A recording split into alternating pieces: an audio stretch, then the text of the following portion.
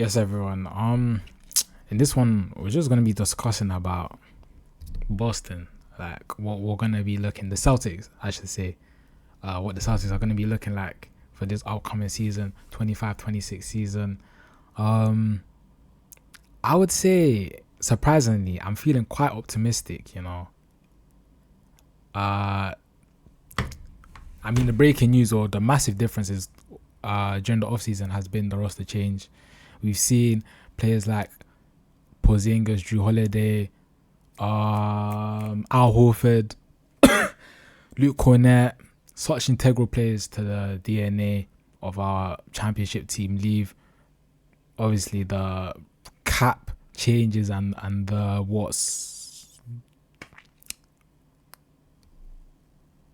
cap changes. The NBA regulations, the new regulations are kind of forced our hands to change the roster, which is a bit annoying to be honest. But I'm not gonna lie, I don't want to blame it solely on that because I do kind of feel like a rebuild was needed or kind of needed to happen anyways. But yeah, the regulations, the new regulations, just kind of made sure that happened quicker. So what that would mean for Boston, Tatum being out, like that injury he suffered against the Knicks in the second round of the Eastern Conference playoffs. Yeah, man. Me personally, do you guys think Tatum was returning? Me personally, I think he should sit out this season. I know he's been dunking, he's been working out, he's been shooting, he's been playing. I think a couple of scrimmages. I don't know about that, and he's been on interview. There's like he's actually been on record saying that he feels fit. He feels like he could be coming back for this season. Me personally, Tatum, just sit out for this one, please, bro. Because I'm not gonna lie, I don't know about you guys, right? You know AJ the Ibanza. Hey, I'm with the AP, fancy 100K, tell me the frost, rainbow face. I hope I love, ain't no way. I might be alright, but it ain't okay. It won't be okay if we don't draft him. That's what I'm gonna say. Because I can't lie, I don't know about you guys. I'm trying to tank. This year, bro. Tatum, sit down, bro. And plus, it's like, forget the tanking aspect and getting AJ Dabansa. It's like, this is like a career-ending injury. Like, this is throughout history, right? This injury, an Achilles or ACL injury, is known to like be career-ending injuries, not just for basketball players, but for athletes in general. So I don't want to play with that. It's like, Tatum, why would you want to play with that? Sit out for the season. Me personally, I would rather Tatum sit out for this for the whole season, come back fully fit, start from zero.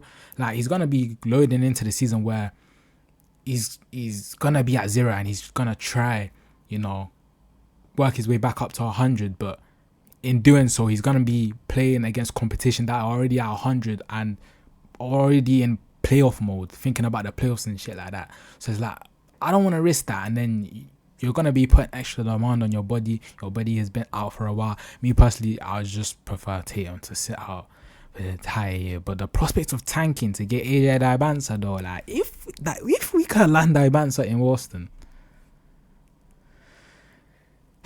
boy. But the roster change and Jason and Tatum being out for the season just kind of means that Brown has to step up. Do you guys think he can step up? Me personally, I believe he can. I think he's gonna be on average getting 3 to 4 shots more per game. And you guys might think, 3 to 4 shots more per game, that doesn't sound like a lot. But I think over the course of a season, if you're increasing your shot total by 3 to 4 points, that's a lot of shots you're taking. I mean, 3 to 4 shots, sorry. That's a lot of shots you're taking, and that's a lot of points on the board you could actually be missing out on, or actually getting. So I think Brown's going to be getting more shots. He's going to be having more time on the ball. So more than anything, I think if he could increase or improve on his scoring ability this season, I think that could be great. But more importantly, I think the most important thing for Brown that I would want to see is his continuous improvement on the defensive end, like being a very good two-way player, and also if he could become a very good playmaker this year, because I think that's an area in his game where, in my opinion, I think is the weakest. Tatum, the best player, being out, other people think Jaylen Brown is actually the best player, which I could kind of believe that from time to time. But he's gonna have to show me, and he's gonna have to show everyone that, yo, like, I'm a 1A or 1B kind of guy, innit? Like, it's that type of situation in Boston, and I think this is the perfect chance for him to do that. Like, he has the full reins. If, in my opinion, I think what could be a successful season for Brown, right, is like, I don't know, he averages between around 26 points, 8 rebounds, and 6 to 7 assists. I think that's a good season, and that could potentially see us playing playoff basketball this season. Like, if Brown could average that, that's a good season, innit? But I am expecting him to improve on his defense to try to take it to the next level. You know, in the past, it's actually been on record that Jaylen Brown thinks he's an all NBA kind of all NBA defensive kind of player, right?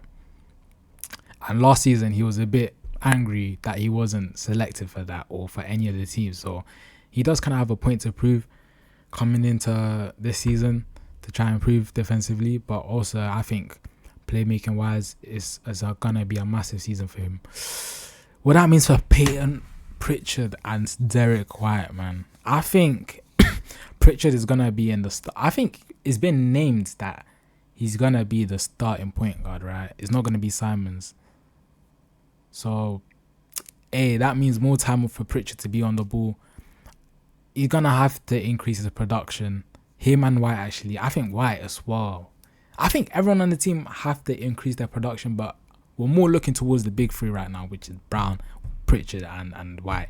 If those three could increase their production, I think we'll be A-okay. I think we could actually see ourselves being not just in the playoff spot, like playing in the playoffs through the play-ins. I think we could land our automatic playoff spot right here.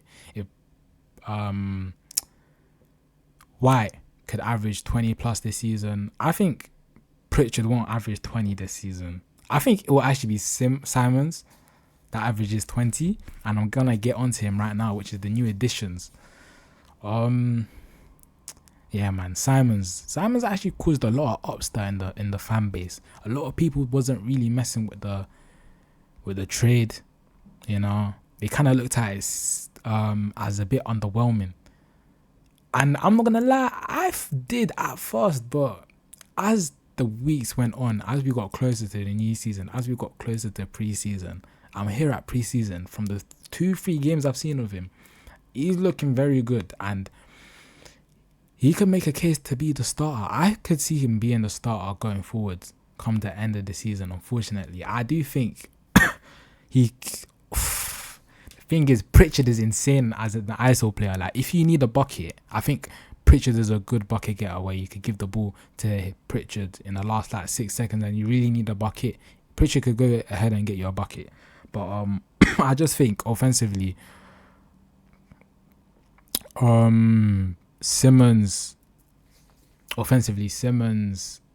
has a lot to offer on the table. I think he's a very good offensive player, and we've seen that he's averaged 20 in Portland. So coming to Boston, you know, when Tatum comes back, if he comes back, his averages might be able to improve, obviously. And what was I gonna say? Simons. I think Pritchard, rebounding wise, is better than, surprisingly, is better than Simons. And defensively, Simons isn't that good, but his athleticism, I think, could kind of make up for it, where he could be developed into an okay defender. And he's got a free ball. I don't know if you guys saw yet. I think it was against the Cavs in the preseason.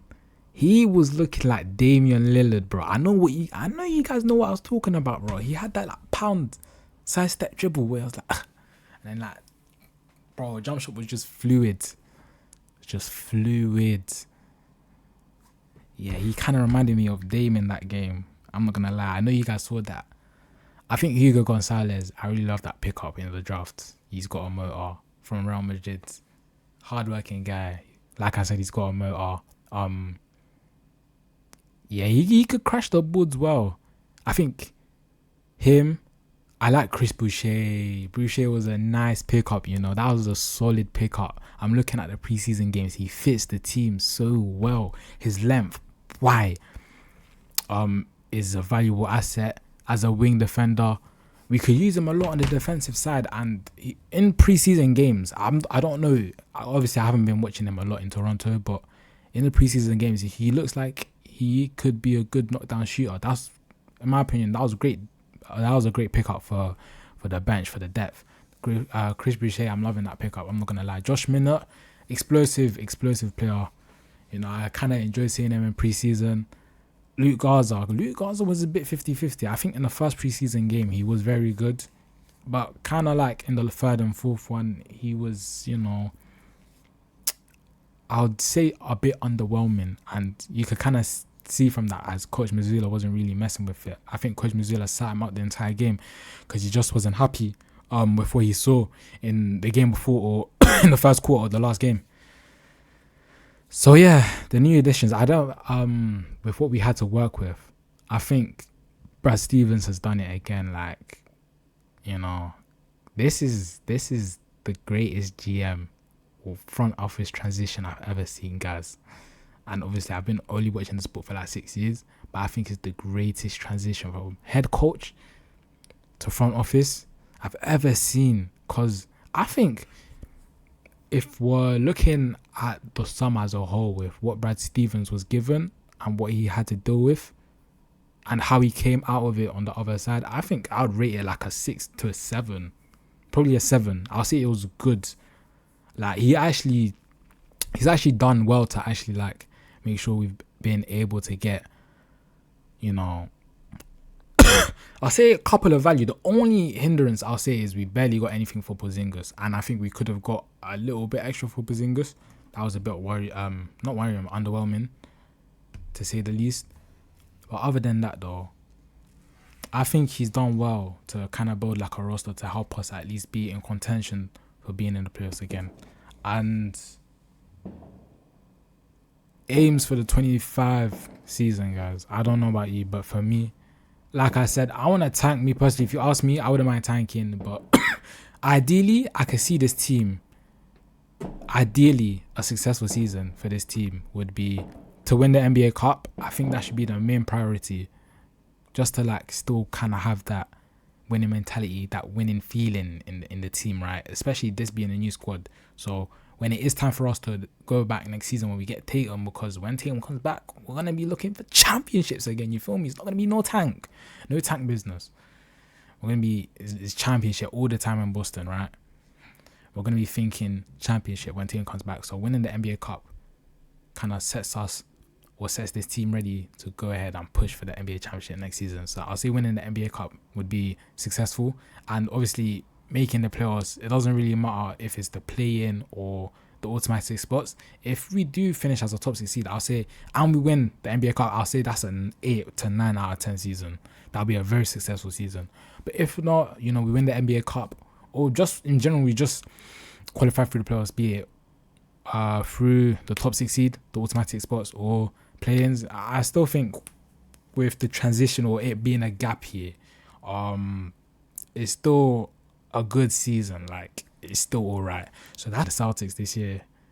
If you guys have any thoughts, you know, just let me know in the comments. I'll try to interact. You feel me? See if you guys are on the same page as me, or if you just think differently, or you have a different aspect or a different angle of looking at things.